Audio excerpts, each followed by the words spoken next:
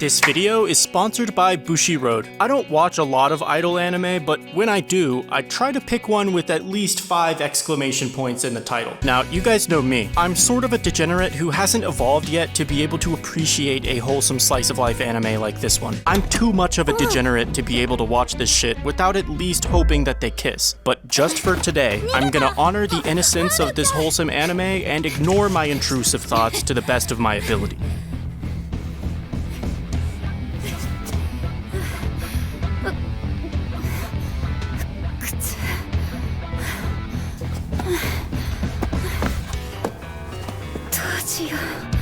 Smell them. Huh? Today I'm watching Bang Dream Ave Mujica, a new anime that's airing right now in 2025, but first I should probably give you guys a brief summary of the first season because this is a sequel. These 5 girls form a band and sign up to perform a concert that none of them are prepared for. This girl signed up to be the guitarist, and you would assume that that means she's capable of playing the guitar, but that's where you're dead fucking wrong.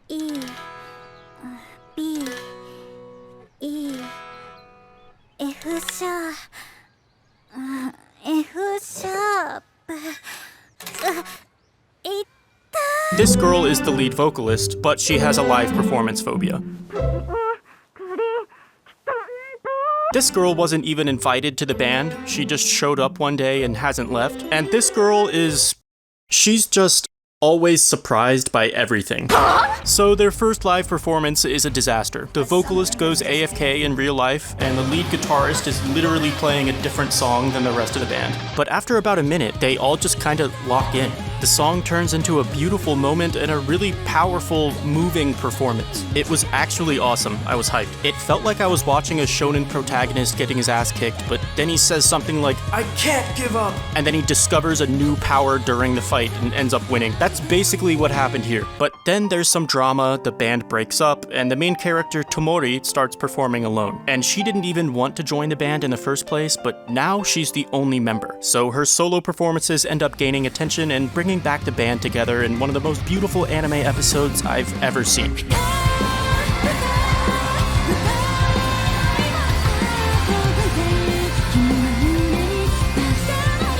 And guys, I realize it might sound fake when I praise this anime because they're obviously sponsoring the video, but I wouldn't let them sponsor me if the anime was bad. It's very highly rated by the community as well, so I promise I'm not reading from a script or anything. Like, I'm allowed to say whatever I want. Bussy. Huh? Honestly great season, especially episode 10, and although these characters do return in season 2, they aren't the main characters because season 2 features a different band, Ave Mujica, and this time the main character is a girl named Sakiko, who indirectly caused all the conflict in season 1. She was originally part of the band until one day she left abruptly without explaining why, and the band broke up because of her. But this season we learned that Sakiko had no choice but to quit because of her personal life. Her father, he sadly invested his entire net worth into the Hawktua coin, and he was previously a victim of one of Logan Paul's NFT scams as well. And the last remaining bit of money he had left went to DraftKings, gacha games, and OnlyFans subscriptions. So Sakiko had to stop going to band practice to take care of her piece of shit dad after Galaxy Gas took his last brain cell. He basically ruined his daughter's life, but despite how tragic her backstory is, Sakiko still had no excuse for being a dick to the other girls. All she had to say was, "Hey, sorry, I gotta quit the band due to personal issues," instead of just randomly quitting and refusing to elaborate. And then, to make matters worse, immediately joining a different band.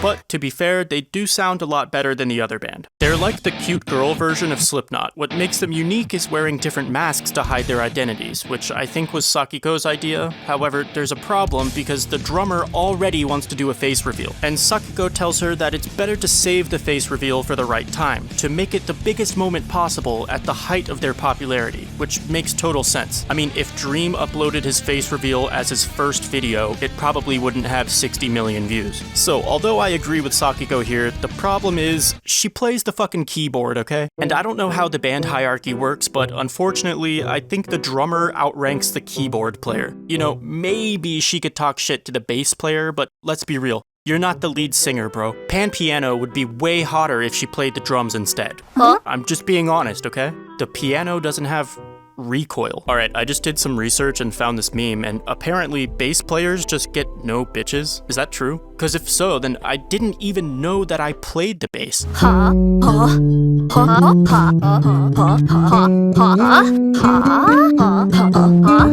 Slept like now. Anyway, back to what I'm being paid to talk about. Sakiko's drummer does something insanely unprofessional on stage. Without any warning, she goes off script during their concert and removes her mask. And then she essentially starts doxing the other band members live on stage until they have no choice but to remove their mask as well.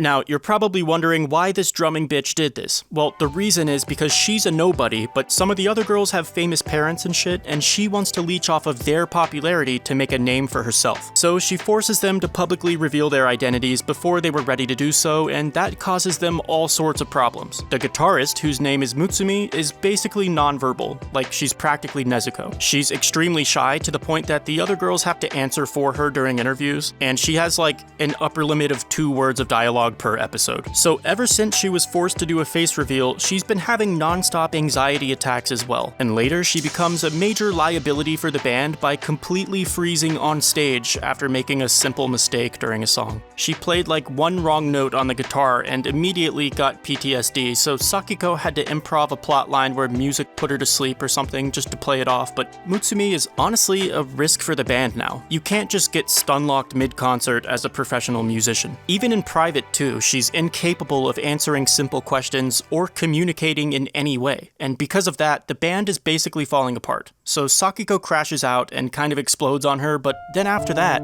something weird happens. 本当にMutsumiですの? Mutsumi-chanは死んじゃったよ?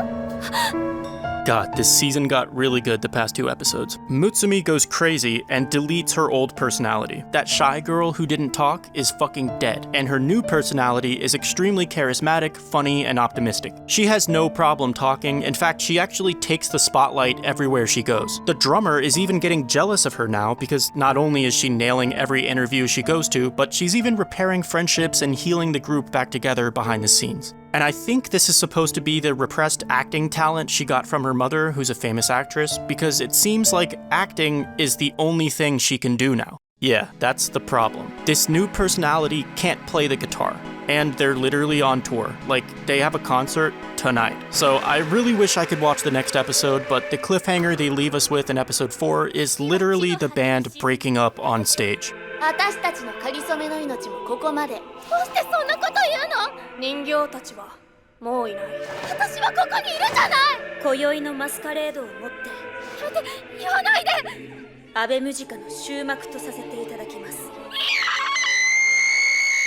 It's crazy how in just one episode, this voice actress went from literally not talking to screaming like she's being murdered. Absolutely phenomenal episode, and I don't really know who to blame here, guys. I mean, obviously the guitarist who can't talk and randomly stuns herself during live performances has to take some of the blame, but the drummer is also just a complete scumbag for jeopardizing the privacy of her band members. And Sakiko has been trying to micromanage everything, but I think she's using the wrong approach. The season 1 band, It's MyGO, is all about friendship and having fun. Their music isn't the best, they aren't very popular yet, and they're not bringing in tons of money, but they're happy and they're having a great time, and that's all that matters to them. The season 2 band, Ave Mujica, is all about performing well and making money. The band members aren't friends, they don't even like each other behind the scenes, but on stage they can put on a great performance in front of thousands of people. And I think Sakiko is still stuck in that season 1 mindset, which makes me theorize that after Ave Mujica disbands, Sakiko will eventually return to her original band, which just happens to be coincidentally missing a keyboard player.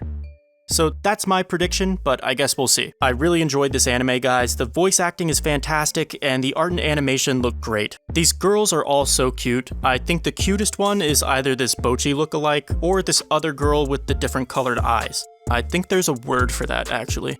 It's like homophobia or something. The highlight of this anime was obviously the music though. Every performance was just stunning, and especially in the first season they were really good at conveying emotions through music, which I expect to see again later in the second season. But yeah, I think season 2 is shaping up to be even better than season 1, and I'd highly recommend watching it. Thank you guys for watching this video, and of course, thank you to Bushiroad for sponsoring. If you're interested in more anime recommendations, I'll have a tier list coming soon at some point this season, and I hope you like ReZero, because I'm about to drop a lot of ReZero videos. That's all for today. Keep being wholesome and say so. I'm out for now. Peace. はあ